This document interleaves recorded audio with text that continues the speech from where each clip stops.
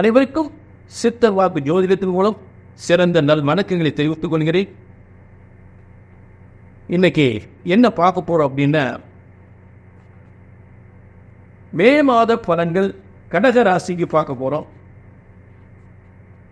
இப்ப மே மாதம் தொடங்கும் போதே அமோகமாக ஒரு சிறந்த யோக நாளாக அமைந்து தொடங்குகிறது.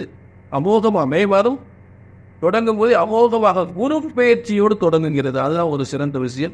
மே மாதம் 3 சிறந்த அமைப்புகள், மே மாதம் 3 சிறந்த யோகங்களோடு 3 சிறப்பு விஷயங்கள் இருக்கிறது. அது என்ன அப்படின்னா, முதல் விஷயம் குரு பயிற்சி என்று 1ஆம் தேதி மே 1 குரு பயிற்சி ரொம்ப சிறந்த நாளாக அமைந்திருக்கிறது. கடகராசிக்கு நினைத்த காரியங்களை வெற்றியக்கூடிய அருமையான நாளாக அமைந்திருக்கிறது. திருவோண நட்சத்திரத்தை குரு பயிற்சி அன்றைய திருவோண நட்சத்திரம் 6:28 அன்னைக்கு முழுவதும் சிறப்பாக இருக்கிறார். அன்னைக்கு முழுவதும் நாள் சிறப்பு. அதாவது ஒரு முகூர்த்த நாளோ ஒரு நல்ல நாளோ வரும்போது பார்த்தீங்கன்னா கிரகங்கள் வலிமை இருக்காது. சில நேரம் இல்லை, முகூர்த்தம் மட்டும் போட்டிருப்பாங்க. அதே போல் குரு பயிற்சி, எல்லா குரு பயிற்சியுமே வருது வருஷம் ஒரு குரு. ஆனால் அந்த ஒவ்வொரு குரு பயிற்சி என்று கிரக வலிமைகள் எப்படி இருக்குன்னு பார்க்கும்போது இந்த குரு பயிற்சி கிரக வலிமைகள் மிக சிறப்பாக, ரொம்ப சிறப்பானது. அதாவது சந்திரன் அன்னைக்கு தொடங்குவதே சந்திரனும் உச்சம், சுக்கிரனும் ஆட்சி. அந்த ஆட்சி பெற்ற இடத்துக்கு, சந்திரன் உச்சம் பெற்ற இடத்துக்கு குரு பயிற்சி அடைகிறார். திருவோண நட்சத்திரம் சந்திரன் உச்சம் பெற்றுகின்ற அருமையான காலங்கள் 6:28 அந்த நாள் போடலாம். அப்ப கடகராசிக்கு லாபஸ்தானம், கடகராசிக்கு 4-11 வீடு, வாசல், இடம், சொத்துக்கள் எல்லாம் பெறக்கூடிய அருமையான. சரி, இப்ப சித்தர் வாக்கு ஜோதிடத்தின் மூலம் என்ன உறுதி உத்தரவாதம் உங்களுக்கு அப்படின்னு பார்த்தோம்னா, பொதுவாக இந்த இடத்த போகிறது சித்தர் வாக்கு ஜோதிடம். இங்கே உங்கள் பிரச்சனைகள் கண்டிப்பாக, உங்கள் குடும்ப பிரச்சனைகள் கண்டிப்பாக தீரணும். குடும்பத்தில் நல்லது நடக்கணும். பிரச்சனைகள் தீரணும். எங்கெங்க பிரச்சனை, பிரச்சனைக்கு மேலே பிரச்சனையாக இருக்கே, பிரச்சனைக்கு மேலே பிரச்சனையாக இருக்கே. பையனுக்கு நல்ல வேலை கிடைக்கல, பொண்ணு கல்யாணத்தை 10க்கு 11 ஒரு பொருத்தம் இருக்குன்னு சொல்லி கல்யாணம் முடிச்சு வச்சோம். பொண்ணு வாழ்க்கை ரொம்ப மோசமாக போயிட்டு, கனவு மாதிரி புரிஞ்சு போராட்டி 2 பேரும் பெரிய பிரச்சனை. பொண்ணுக்கும் மாப்பிள்ளைக்கும் பெரிய பிரச்சனையாக இருக்குது. 2 பேரும் ஒத்தே போக முடியல, ஒத்தே வாழ. நான் அவரோட வாழவே மாட்டேங்குது, போகவே முடியாது, என்னால் அந்த ஆளோட சேர்த்து வாழ முடியாதுன்னு. என்னம்மா சொல்கிற அப்படின்னு. அந்த ஆள் சரியில்லை, அந்த ஆள் வேற பொண்ணோட தொடர்பு வச்சிருக்காரு, இன்னும் அந்த ஆளோட வாழவே மாட்டேன் அப்படி. என்ன செய்யறது தெரியல. நாங்கள் பார்க்காத இடம் பாக்கி கிடையாது, போகாத கோயிலில் செய்யாத பரிகாரங்களும் பார்க்காத ஜோசியர் இல்லைங்க. என் உள்ள வாழ்க்கை நல்லபடியாக வாழ்ந்து அதுதான் உங்களை நம்பி வந்திருக்கோம் அப்படிங்களா. சரி, அடுத்து பையனுக்கு எப்போ வேலை கிடைக்கும்? அவனுக்கு இன்னைக்கு நாளைக்கு வேலை தேடி அலைகிறா, வேலை கிடைக்க மாட்டேங்குது. அரசாங்க வேலைக்கு முயற்சி வந்து அரசாங்க வேலை கிடைக்க மாட்டேங்குது, எப்போ கிடைக்கும்? ஆக கல்யாணம் நல்ல கவனிக்க, வருஷ கணக்க கல்யாணம் முடியும் அலையக்கூடாது. குடும்ப பிரச்சனை திரும்ப வரவே கூடாது, திரும்ப வரக்கூடாது. எந்த பிரச்சனைக்காக ஜாதகத்தை எடுக்கிறீங்களோ, என்ன பார்த்து நடக்கல சரியாகலையும் திரும்ப ஜாதகத்தை கையில் தூக்கூடாது. அதே போல கல்யாணம் முடிஞ்சு குழந்தை இல்லை, இது ஒரு பெரிய பிரச்சனை. எங்கே போனாலும் குழந்தை இல்லை. நான் நிறைய ஜாதகத்தை பார்த்தேன். இதுக்கு காரணம் தவறான திருமண பொருத்தம் தான்.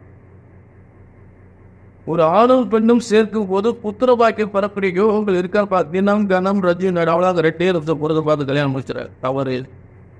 சரி, எப்போங்க குழந்தை பாக்கியம் கிடைக்கும்? எப்போங்க அவருக்கு அரசாங்க வேலை கிடைக்கும்? பிள்ளை குடும்ப பிரச்சனை எப்போ, பொண்ணு வாழ்க்கை நல்லபடியாக திரும்ப குடும்ப பிரச்சனை கனவுபடி எப்படி சேர்ந்து வாழ்வாங்க, நல்லபடியாக வாழ்ந்தாங்க, எப்போ நடக்கும்? அவங்க பிள்ளை வாழ்க்கை நல்லா வாழ்ச்சி, அதுக்கு நாங்கள் என்ன செய்யணும்? ஐயா உங்களை பார்க்க வந்திருக்கப்போ. ஆக இப்படிப்பட்ட பிரச்சனைகள் எதுவாக இருந்தாலும் ஒரு முறை ஜாதகத்தை கையில் எடுங்க. ஆக ஒரு ஜோதிடத்தின் பலன் சொன்னது நடக்கவில்லை என்றால் ஒன்று உங்கள் ஜாதகம் தவறாக இருக்க வேண்டும், இல்லை என்றால் ஜோதிடம் நான் தவறாக இருக்க வேண்டும். நான் ஒன்று உங்களோட பாருங்க, நான் பாருங்க, அந்த தவறை விடக்கூடாது. ஜோதிடத்தில் பிரம்ம வேதத்தால் உருவாக்கப்பட்ட, இறைவனால் உருவாக்கப்பட்ட ஜோதிட சாஸ்திரம் சரியாக கிடைத்தால் சரியாக நடக்கும். எந்த பிரச்சனையானால் சரியான முறையில் நிவர்த்தி செய்தால் சரியாகவே அந்த குடும்பம் சிறந்து விளங்கும். அதில் எந்தவித மாற்றமும் இல்லை. எந்த ஒரு நிவர்த்தியும் சரியாக செய்யவில்லை. ராகு திசை போடும்போது செவ்வாய்க்கு பரிகாரம் பண்ணிடக்கூடாது. மாங்கல்யத்தில் செவ்வாய் உட்காந்துருக்கு, ராகு திசை நடக்கும். மாங்கல்யத்தில் கணவனை புரிஞ்சுட்டாங்க, அப்படி செவ்வாய் திசை பரிகாரம் பண்ணால் ராகு திசையினால எந்த பலனும் கிடைக்காது. ராகு திசை நடக்கும்போது செவ்வாய் தோஷம் பரிகாரம் பண்ணக்கூடாது. இப்படி நிறைய விஷயங்கள் இருக்குது. சரி, பரவாயில்ல. இப்போ மீண்டும் மே மாத பலன்களை கடகராசி பார்ப்போம். கடகராசியுடைய அமோகமான ஆரம்பமே அமோகமாக கடகராசிக்கு லாபஸ்தானத்தில் இடம், வீடு, தொழில், வருமான முன்னேற்றம் மேலும் மேலும் பெறக்கூடிய அமோக நாளாக குரு பயிற்சி என்பது முதல் விஷயம். அடுத்து இரண்டாவது வந்து பார்த்தீங்கன்னா மே 4 முதல் மே 28 வரை,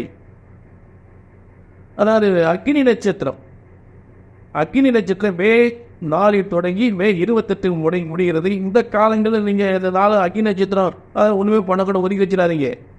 சுபகாரியங்கள் நடத்தலாம், புதிய தொழில் தொடங்கலாம், அதே நேரத்தில் விவாகம் பண்ணலாம், பூ வைக்கலாம், நிச்சயம் பண்ணலாம், கிரகப்பிரவேசம் பண்ணலாம். என்ன விவசாய சம்மந்தப்பட்ட கிணறு வெட்டுறது, செடி வைக்கிறது, மரம் நடுறது, இந்த மாதிரி விவசாய சம்மந்தப்பட்ட தொழில் மட்டும் அதை மட்டும் செய்யக்கூடாது. சரி, இப்போ 2 விஷயத்தை பார்த்துட்டோம். அடுத்து மூன்றாவது வந்து அட்சய திருதி வருது. ஒன்று குரு பயிற்சி மே 1, அடுத்து அக்னி நட்சத்திரம். 3 முக்கிய விஷயங்கள் சொன்ன பார்த்தீங்களா? அது அக்னி நட்சத்திரம் அடுத்து 4ஆம் தேதி ஆரம்பிக்குது, மே 28 முடியுது. 4/5 ஆரம்பித்து மே 28 முடியுது. அடுத்து அட்சய திருதி. ரொம்ப அற்புதமான மே மாதம் பார்த்தீங்கன்னா நிறைய விஷயங்கள் அற்புதமாக அந்த மாதம் வந்து எல்லாருக்கும் நல்ல சிறந்த யோகமான காலங்கள் அமையுது. இப்போ கடகராசிக்கு இப்போ சொல்ல வேண்டாம். கடகராசிக்கு வந்து பார்த்தீங்கன்னா இப்போ முதல்ல 4ஆம் தேதி கடகராசிக்கு மே 4/5/2024 அன்று கடகராசியிலே சந்திரன் ஆட்சி பெற்று குரு பார்க்கக்கூடிய அருமையான நாள். இப்படிப்பட்ட ஒரு யோகம் கடகராசி கிடைக்கிறது ரொம்ப கஷ்டம். அருமையான மாதம். கடகராசிக்கு பாக்கியாதிபதி என்று சொல்லக்கூடிய 6ஆம் அதிபதி தொழிற்காரர்கள், தொழில் பதவி முன்னேற்றம் தரக்கூடிய அந்த குரு பகவான் மகரத்திலிருந்து 7ஆம் இட மகரத்திலிருந்து கடகராசி சந்திரன் ஆட்சி பெற்ற, கடகராசியிலே சந்திரன் ஆட்சி பெற்று கடகராசியில் சந்திரனுடைய சொந்த வீடு அந்த இடத்துல ஆட்சி பெற்று மகரத்தில் குரு இருந்து பார்க்கக்கூடிய கஜகேசி யோகம், நீசபங்க ராஜயோகம் கடகராசிக்கு அற்புதமான நாள், சிறப்பான அரசாங்க வேலை, உந்த தொழில், திருமண யோகம், உத்தர யோகம், எல்லா யோகமும் பெறக்கூடிய அறிவான். சரி, இதெல்லாம் என்னென்ன 4 தேதிகள் கஜகேசரி யோகம், நீசபங்க ராஜயோகம் பெறக்கூடிய 4 தேதிகள். அது முதல் தேதி மட்டும் சொல்லியிருக்கேன். இப்போ அடுத்த தேதி பார்த்தீங்கன்னா 7/5/2024 7/5/2024 அன்று அசுபதி 4ஆம் பாதத்தில் மீண்டும் அதே கடகராசியில் சந்திரனை வீடான கடகராசியில் ஆட்சி பெறுகின்ற சந்திரனை குரு பார்க்கின்ற 2வது கஜகேசரி யோகம், நீசபங்க ராஜயோகம் 2வது முறையாக அந்த 7/5/2024. இதெல்லாம் அரசாங்க வேலைக்கு முயற்சி பண்ணலாம், சொந்த தொழில் முயற்சி பண்ணி மிகப்பெரிய வெற்றி அடையலாம், அரசாங்கத்தில் மிகப்பெரிய பதவி அடையலாம், அரசியலில் மிகப்பெரிய பதவி அடையலாம். இதெல்லாம் வந்து எல்லா வித யோகங்களும் பெறக்கூடிய அறிவான காலங்களாக அமையுது. அதாவது குரு மகரத்தில் இருக்கும்போது அரசியல் வெற்றியை நிறைய கொடுக்கும். கடகராசியில் இருக்குது அரசியல் வெற்றி நிச்சயமாக கொடுங்க. அரசாங்க பதவியும் அரசியல் வெற்றி கொடுக்கக்கூடிய அருமையான நாளாக அமையும். வியாபார விருத்தியை கொடுக்க, தொழில் விருத்தி, வியாபார திருமணம், திருமணம், உத்தரபாக்கி இல்லாத உத்தரபாக்கின் அத்தனை யோகங்களை பெறக்கூடிய அருமையான நாளாக அமையும். 7/5 பார்த்துட்டு அடுத்து என்ன தெரியுது? 10/5/2024 அன்று ரோகிணி 4ஆம் பாதத்தில் அதே கடகராசியில் சந்திரன் ஆட்சி பெற்று அதே மகர ராசியில் குரு. இது அடுத்த 3ஆவது தேதி. 3ஆவதாக நீசபங்க ராஜயோகம், கஜகேசரி யோகம். இதெல்லாம் வந்து பார்த்தா குரு சந்திரனை கேந்திரத்திலிருந்து பார்க்கும் பொழுது என்னென்ன காரியங்கள் நடக்கவில்லை அத்தனை காரியங்கள் நடக்கும். திருமணம் நடக்காத திருமண யோகங்கள், புத்திரபாக்கியம் இல்லாத புத்திரபாக்கியங்கள், அரசாங்க பதவி, வியாபார விருத்தி, வருமான முன்னேற்றங்கள் அத்தனையும் பெறுகின்ற என அருமையான குரு சந்திரனை கஜகேசரி யோகம். அதாவது கேந்திரத்திலிருந்து பார்க்கக்கூடிய சப்தமஸ்தானத்திலிருந்து பார்க்கக்கூடிய சப்தமஸ்தானம் கஜகேசரி யோகம், நீசபங்கரா, இத்தனை யோகங்களும் பற்றி பார்க்கும் பொழுது கடகராசிக்கு அதிபதியே சந்திரன் ஆட்சி பெற்று, கடகராசிக்கு அதிபதி சந்திரனே ஆட்சி பெற்று 4 தேதிகளில் கடகராசியில் ஆட்சி பெற்று கடகராசிக்கு நடச்சதெல்லாம் நடக்கக்கூடிய அருமையாளர். வீடு இடம் வியாபாரம் விருத்தி என்று சொல்லக்கூடியது அத்தனை காலங்களும் சிறப்பு பெறுகின்ற காலங்களாக, காசு உணவு கொட்டக்கூடிய காலங்களாக வரப்போகுது. வேலை வாய்ப்பு வருமானம் முன்னேற்றம் என்று அத்தனை யோகங்கள் பெறக்கூடிய காலங்கள். சரி, அதே அன்னைக்கு பார்த்தீங்கன்னா அட்சய திருதி, அதே 10/5/2024 அன்று அட்சய திருதி. அதாவது ஒரு அட்சய திருதி வரக்கூடிய நாளோ ஒரு குரு பயிற்சி வரக்கூடிய நாளோ கிரகங்கள் வலிமையோடு இருக்க வேண்டும். அதான் இந்த வருடம் ஆகின்ற குரு பயிற்சி மிக சிறந்த ஒரு கிரக வலிமையோடும், அதே 10ஆம் தேதி வருகின்ற 10/5/2024 அட்சய திருதி வருகின்ற நாளிலும் ரோகிணி நட்சத்திரத்தில் கிரகங்கள் வலிமை பெற்று இருக்கக்கூடிய ஒரு சிறந்த அட்சய திருதியாக உண்மையிலே பொன் பொருள் செல்வம் மேலும் மேலும் பெறக்கூடிய நாளாக அமைகிறது. நான் பார்த்துட்டேங்க, எல்லா அட்சய திருதியும் ஏதோ அட்சய திருதி வன்மையை தவிர கிரகங்கள் வலிமையா இருக்காது. ஆனா இந்த அட்சய திருதி பார்த்தீங்கன்னா உண்மையிலே மிகப்பெரிய வலிமை. சொத்துக்கள் சொத்து வாங்கலாம், வீடு வாங்கலாம், மேலும் மேலும் பெறக்கூடிய பொன் பொருள். அதாவது நகை நட்டு வாங்குறது மட்டும் பெரியது, நகைகள் வாங்குறது மட்டும் அட்சய திருதி அல்ல. சொத்துக்களை வாங்கலாம், வியாபாரத்தை வியாபாரம் வச்சா அந்த வியாபாரம் பல மடங்கு பெருகும். வம்சடி வாழையாக அந்த வியாபாரம் விருத்தி அடைஞ்சிட்டு இருக்கும். புரிஞ்சுட்டீங்களா? அப்படிப்பட்ட அருமையான அட்சய திருதி நாள், அருமையான நாள். நான் எத்தனையோ அட்சய திருதி நாளை கனெக்ட் பண்ணி பார்த்தேன். என்ன பேருக்கு அட்சய திருதியாக நான் ஒரு நல்லா இல்லை, எல்லாம் கூட்டமாக போயிட்டு அந்த நகைக்கடையில் போய் குவிகிறாங்களே, நாள் நல்லா இல்லையே. அட்சய திருதி பேர் தான் வரும், ஆனால் நாள் நல்லா இருக்காது. எத்தனையோ அட்சய திருதியை பார்த்துட்டேன், ஆனால் இந்த அட்சய திருதி உண்மையிலே சிறப்பாக இருக்கு. அதே போல ஒரு அட்சய திருதி அன்றைக்கு பார்த்தீங்கன்னா அன்னைக்கு கிரகம், அதாவது பேர் அதாவது முகூர்த்தம் பொதுவானது போல் அட்சய திருதி பொதுவானது வந்துருச்சு. அன்னைக்கு கிரக வலிமை இல்லை. ஒரு தொழில அன்னைக்கு ஒரு நகைக்கடை புதுசாக தொடங்கினாங்க. என்ன இன்னைக்கு தொடங்கியிருக்காரு, என்ன ஆகுதுன்னு தெரியல அப்படின்னு பார்த்து கடைசியில் ஒரு மாதம் கூட அந்த கடை நிலைக்கலை. ஏன்னா கிரகங்கள் வலிமை இல்லை. அதே மாதிரி அமாவாசை அன்னைக்கு சில பேர் என்ன பண்ணுவாங்க, தொழில் தொடங்கியிருக்காங்க. நிறைய நான் பார்த்துட்டே போவேன், இன்றைக்கி என்ன கிரகங்கள் வலிமையை அந்த கடையை திறந்துருக்காங்களே. பார்த்தீங்கன்னா கடைசியில் அந்த கடை 6 மாதம் கூட நிலைக்கலை. இந்த மாதிரி கிரகங்கள் வலிமை இல்லைன்னா எந்த ஒரு தொழிலும் நிலைக்காது, எந்த ஒரு காரியம் வெற்றி அடையாது. வேறுக்கு சுபமுகூர்த்தம் இருக்கும், முகூர்த்த நாள் இன்னைக்கு. ஆனால் கிரகங்கள் அந்த ஆணும் பெண்ணுக்கு கல்யாணம் படிக்கிற ஆணுக்கு பெண்ணுக்கு ஏதாவது ஒரு கிரகம் வலிமையாக இருக்கணும், நல்ல வலிமையாக இருக்கணும். முகூர்த்தம் என்பது பொதுவானது. கல்யாணம் முடிக்கிற அந்த பெண்ணுக்கு ஆணுக்கு அந்த நாள் சரியா இருக்கா அப்படின்றத பார்க்கணும். அதை யாரும் பார்க்கறது? அதே முகூர்த்தங்க ஞாயிற்றுக்கிழமையா வருதா, வருமானம் வருதா, மொய் வருதா, சரி நம்ம அடுத்தது இதை பார்ப்போம். அடுத்து அதே 10/5/2024 அன்று விருச்சிகத்தில், அதாவது கடகராசிக்கு பூர்வ புண்ணிய ஸ்தானத்தில் செவ்வாய் பூர்வீக சொத்து பதவி உயர்வு பெறுகின்ற ஒரு அருமையான காலங்கள். 10/5/2024 முதல் 13/5/2024 வரை செவ்வாய் பூர்வ புண்ணிய ஸ்தானத்தில் பூமிகாரகன், சொத்துக்களை பெறக்கூடியவன், பதவியை தரக்கூடியவன், சரி வியாபாரத்தை விருத்தி பண்ணக்கூடியவன், பல முன்னேற்றங்களை பெறக்கூடியவன். கார் வாங்கலாம், வியாபார விருத்தி அடையும், புதிய தொழில்களா, ஒரு மெடிக்கல் ஷாப் வைக்கலாம், ஒரு இந்த மாதிரி ஒரு உணவு கூட சம்பந்தப்பட்ட மெடிக்கல் ஷாப், மருந்து, கெமிக்கல் இதெல்லாம் நிறைய தொடங்கக்கூடிய காலம். சரி, அதே 13/5/2024 அன்று புனர்பூச 4ஆம் தேதி 4ஆம் முறையாக கஜகேசரி யோகம். புனர்பூசம் அதாவது குருவுடைய நட்சத்திரத்திலே சந்திரன் கடகராசியில் ஆட்சி பெற்று, கடகராசிக்கு தான் நிறைய வந்துகிட்டு இருக்கு. கடகராசி இடத்துல இருந்து மற்ற கிரகங்களுக்கு வலிமை பார்க்கும்போது கடகராசியிலே சந்திரன் வலிமை 4 முறை வலிமை பெறுகின்றது. கஜகேசரியும் நீசபங்க ராஜ்யம் 4ஆம் தேதி சொல்லிட்டு இருக்கேன். முதல் தேதி 4, அடுத்த தேதி 7, அடுத்த தேதி 10, இப்போ அடுத்த தேதி 13. இந்த 13/5/2024 என்று புனர்பூசம் 4ஆம் மாதத்தில், அதாவது குருவுடைய நட்சத்திரத்திலே சந்திரன் வீட்டில் சந்திரன் இருந்து மகரத்தில் இருக்க குரு பார்க்கிறது. குரு அதாவது குருவோட நட்சத்திரம் குருவோட பார்க்கிறது, குரு பார்க்கறது. குருவோட நட்சத்திரத்திலே இருந்து குரு பார்க்கப்படுவது எப்படிப்பட்ட யோகம்? இதெல்லாம் சாதாரண அமையாது, அருமையான நாள். இந்த காலங்களில் அரசாங்க வேலையோ, சொந்த முயற்சியோ, அரசியல் முயற்சியோ, அரசியல் பதவி பெறுவதோ, வியாபாரம் விருத்தியாவதோ, புதிய தொழில் தொடங்குவதோ, இடம் வீடு வாசல் சம்பந்தப்பட்டதோ, திருமண சுபகாரியம் நடத்துவதோ, அத்தனை சிறப்பு புரிகின்ற ஒரு அருமையான நாள். சரி, அடுத்து 18/5/2024 அன்று மகரத்தில் மீண்டும் செவ்வாய், அதாவது 7ஆம் கடகராசி 7ஆம் இடத்தில் உலகத்தில் அத்தனை யோகங்களை பார்க்கக்கூடிய அருமையான இடம். திருமண யோகம், வெளிநாட்டு யோகம், அதே இடத்துல கூட்டு தொழில் தொடங்குறது.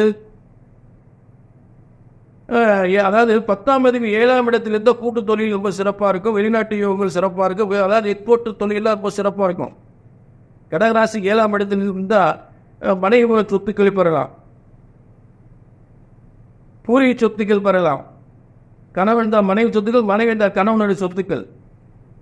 புரியுதா? 18/5/2024 முதல் 22/5/2024 வரை, 22/5/2024 வரை. சரி, அடுத்து இறுதியாக மே மாதத்தின் இறுதி தேதி 25/5/2024 முதல் 28/5/2024 வரை சூரியனும் சுக்கிரனும் உச்சம் பெறுகின்ற அதாவது இந்த தேதியில் 2 கிரகங்கள் உச்சம் பெறுகின்ற, அதாவது சந்திர கடகராசிக்கு தனஸ்தானாதிபதி என்று சொல்லக்கூடிய சூரியன், அரசு கிரகம் என்று சொல்லக்கூடிய சூரியனும் 4/11 வீடு வாசல் சொத்துக்கள், மனைவியின் மூலம் பெறுகின்ற யோகங்கள், வீடு வாசல் காரு பங்களா என்று சொத்துக்கள் பெறக்கூடிய யோகங்கள், அதை அரசாங்க பதவி பெறுகின்ற யோகங்கள் இன்று எல்லா யோகங்களையும் சிறந்த முறையில் பெறக்கூடிய அத்தனை யோகங்களையும் பெறக்கூடிய சிறந்த காலங்களாக 2 கிரகங்கள். சூரியன் உங்களுக்கு கடகராசி தனாதிபதி, தனஸ்தானம், அரசாங்க பதவி தரக்கூடியவர், பதவி முன்னேற்றம் தரக்கூடிய, பதவி வேலை வாய்ப்பை தரக்கூடியவர். அப்படிப்பட்ட சூரியனும் சுக்கிரன் 4/11 4ஆம் இடம் என்ன? வீடு வாசல் காரு பங்களா சொத்துக்கள் பெறக்கூடியது, மனைவி மூலம் மனைவி வீட்டு சொத்துக்கள் பெறக்கூடியது, கணவன் வீட்டு சொத்துக்கள் பெறக்கூடியது என்று அத்தனை யோகங்களை பெறக்கூடிய காலங்களாக ரொம்ப சிறந்த மாதமாக மே மாதம். எனக்கு ரொம்ப சொல்றதுக்கே ரொம்ப திருப்தியாக இருக்கு.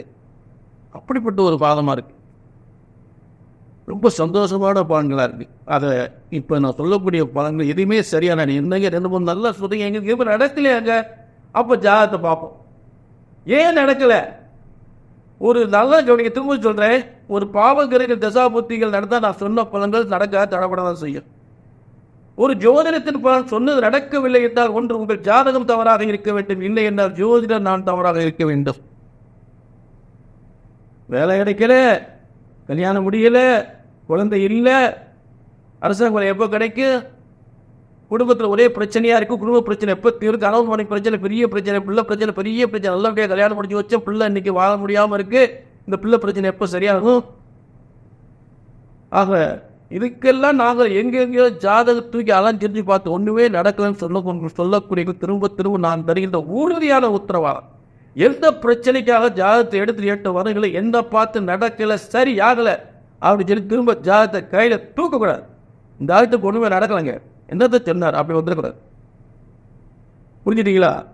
ஆக எந்த காரியமானாலும் எந்த பிரச்சனை ஒரு முறை ஜாதகத்தை கையில் தூக்கியாச்சு, சொன்னது நடக்கும், நடந்தே ஆகும், நடந்தே தீரும் என்ற உறுதி உத்தரவாதத்தோடு கடகராசியை பொறுத்தளவு அந்த மே மாதம் 4 முக்கிய சிறப்பு அம்சங்கள், 4 கஜகேசரி சிறப்பாக இருக்கு.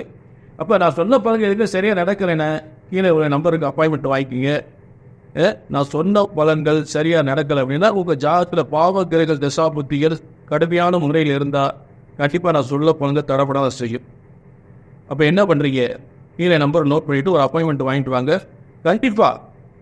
கண்டிப்பாக எந்த பிரச்சனைக்காக ஜாதகத்தை கையில் இருக்கிறீங்க, என்ன பார்த்து சரியாகலை, சரியாக நடக்கலைன்ற வேதனை வந்துடக்கூடாது, சரிங்களா? ஆக மீண்டும் ஒரு நல்ல விளக்கத்தோடு சந்திக்கும் வரை உங்களிடமிருந்து விடைபெறுகிறேன். நன்றி, வணக்கம்.